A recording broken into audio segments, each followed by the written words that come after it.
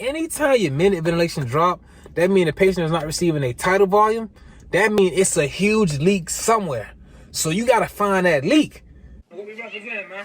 Big money bound. So let her know, man. Big money bound. The kids, man. You got the kids, man.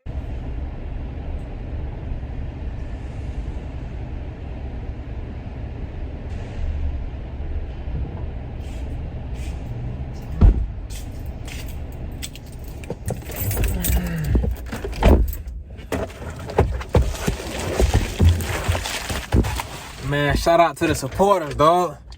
I need a light, huh? I need a light, right? I gotta turn the light on. Ain't no light. Feel like foggy outside, so I gotta turn my light on in the car. But shout out to the supporters, man. Shout out to the supporters for real. Without the supporters, I wouldn't keep going on. So shout out to y'all. Last night was my third night in a row. Was that third? Today is. That was my second night in a row. I'm off tonight. I picked up tomorrow. And I'm about to get back to like picking up some days. Like, and I know I told my girl I was only gonna pick up like one day a week.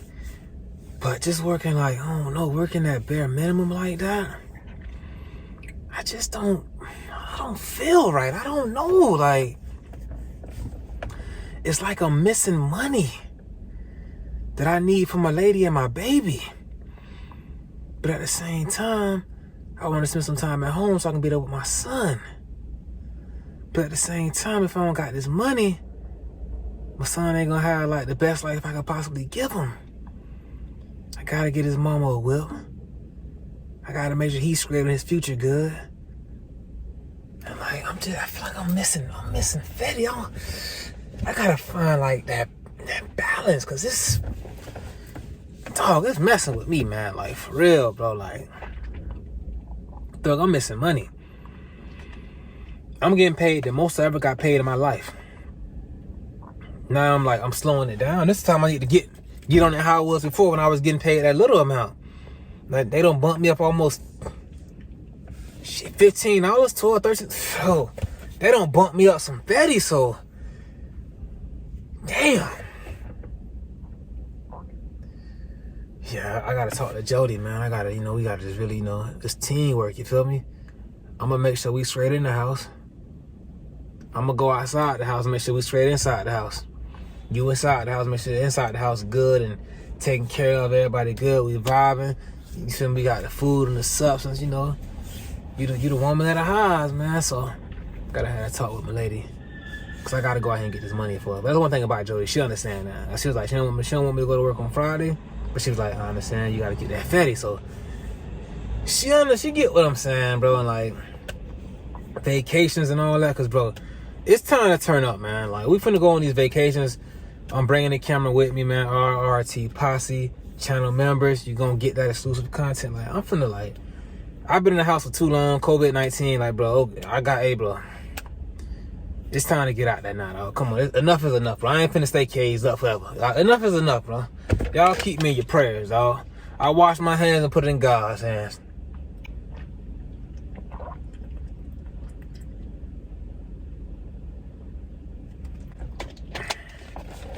So last night, I was back in a long-term vented patient area, the unit, with all the trachs. Heavy suction, like heavy suction, heavy. I had one patient, SATs is at 91, 89, no, 88. SATs is at 88. All you heard was like gurgling and like mucus. I'm like, all right, let me get down now. I'm trying to suction. Like, it's so thick that it couldn't come up. Like, it wasn't coming. It would not come out. But I'm trying my hardest. Like, damn. That's the worst. Like, because you got to, like, velage. So you got to, like, put the catheter down there, inline catheter, and then squirt saline through this other port that's on the ballot, and put the saline down the patient's throat, make it more loosely so you can, like, pull it and it can yank out.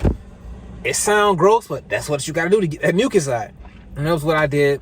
I did that like, bro, 3 times.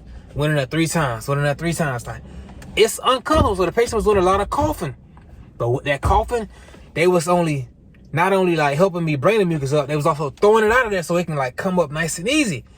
Once that happened, saturation went up to 97, 98. Like, it's a part of respiratory therapy. And during my report, when I gave reports to the oncoming therapist, I let them know about the situation that took place. Hey man, this patient here, real thick, tenacious secretions. You got to make sure you suction them, and you got to velage. You got to have some saline with you.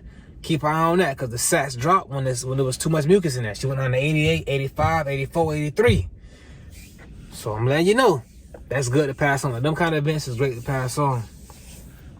But for the most part, last night was like real cool. Like, I only had that one area, so it wasn't really like too heavy of a workload. It was actually like nice and steady. I deserved a nice and steady night. When I first got there, I had to go into a room. Patients on continuous BiPAP. Family was in the room. The BiPAP was like alarming. I walk in the room. No worry, I can fix that. I'm ready from respiratory therapy. Let them know what I'm finna do. And I'm like, it's a leak. So I was telling them I'm finna tighten up the mask to like help with the leak. But the mask was already tightened to the max. I saw that the patient, it was like they had dentures. So they take out the dentures, there's no teeth there. When there's people with like no teeth, it's hard for the mask to get like a grip around their face. Like, it's hard to grip because it's not really nothing to like latch on to. Like this, it's more like you trying to latch on to, like, that's not a good latch. Now when you like this, that's easy. When it's like this, it's hard to like get a latch on there, you feel me? But it's no teeth there. So what I had to do was, the patient was on a medium mask. I put them on a large mask so it could then cover their face and their chin. So now you can latch on the chin. I was telling the family, like, yeah, this is a little bit unorthodox. But as you can see, the BiPAP stopped alarming. Patient still ventilating well. Sat still 100. It was, hey, as long as it's not beeping no more, because I thought if she going to be able to sleep like that. Like, I agree with you 100%. So I made sure I took care of that. And it's like, when you changing like the BiPAP mask and the equipment, you all around the patient head, moving stuff and taking stuff off. But at least you're showing the family that I'm trying to help your family member. They're understanding. Like, everybody who knows that their family member is like receiving some form of medical care from the healthcare employee, they're not gonna be tripping, man. So even though you may feel like I'm over here above somebody's head, playing around their head, like, you helping them. That's why I was gonna do like a video about like the proper way to put on a nebulizer over a patient's head. The proper way to do it. You may think, a nebulizer over somebody's head, that's easy. Yeah, it's real easy. Until you get in that room and there's 4 or 5 family members looking at you. They watching what you're doing, and you kind of, so it's easy to that spotlight get on you. I'm gonna do that sometime down the future. I got like videos I'm gonna do. I got like so many video ideas, like so much content. I just backed up. Like, I just gotta the time to do it, the equipment to do it, and like you gotta be in that. You gotta be in that certain mode. Let's say I got like 20 video ideas out there, 20 videos planned out waiting. When I go do 1 or 2, that's all my energy. So now I got 18, but then I make up 2 more. So now I got 20. You feel me? So it's like catch 22. But for the rest of the night, it was like real. No, it wasn't real chill. I think it was real chill. I had a patient. I'm in the patient room. Trach patient on the vent. Document the vent. The next thing you know, I see the respiratory rate go up to. It was from 28, 33, 38, 41, 45, 50. What the hell? I'm watching the patient like, what the hell going on? Then I see the minute ventilation drop down to 1. Anytime your minute ventilation drop, that means the patient is not receiving a tidal volume. That means it's a huge leak somewhere. So you got to find that leak to like fix this problem. First thing I do, I start at the top of the machine, like the top of the tubing that going into the vent, and work my way back to the end. So I look for like something to be like top to be coming off to push back in, or I look at the trach piece to see if it's still attached on. And for somehow, this was like the trach, the stoma. Like the stoma is the hole in the neck where the trach piece is coming out. That's it.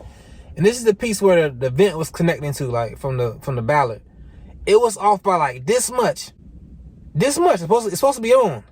But it was off like right there. So I don't know how they created like a 50 or respiratory rate of 50, but it did. So I'm like, what the hell? Because 50 means like you breathing. I'm like, I don't see him doing that. But I guess it was so close that for some reason it was saying 50. But that low minute already let me know that something was disattached, something was loose, something was leaking. I fixed that. Everything was all good. So I took it. The rest of my night was like, I had a real chill vibe night. But it was one patient.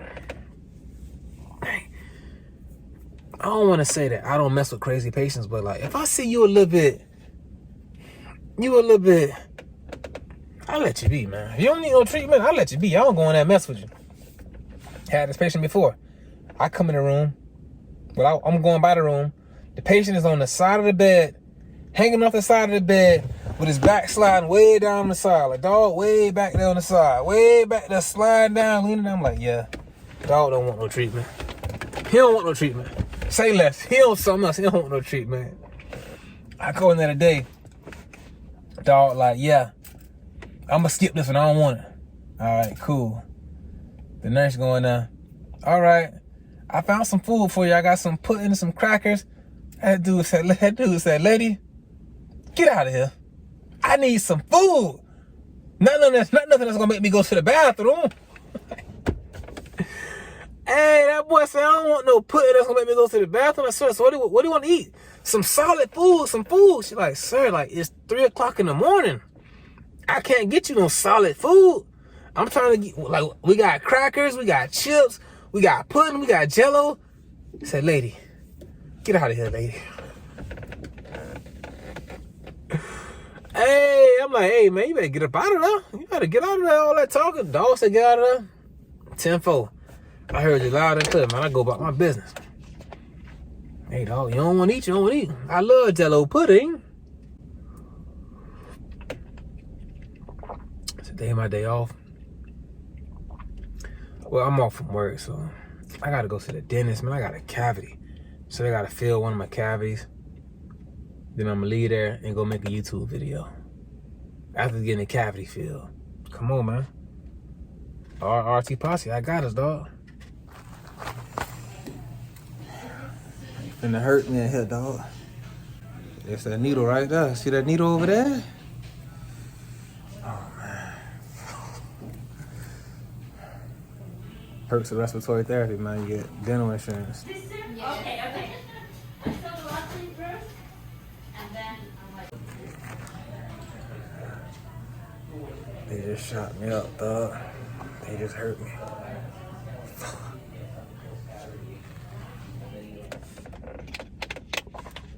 Y'all have a good one, man. I'm finna head to Chick-fil-A, get Jody Joe some Chick-fil-A. She said she wanted. Go buy Jody some Chick-fil-A. Go home and play with my son, dog. Damn.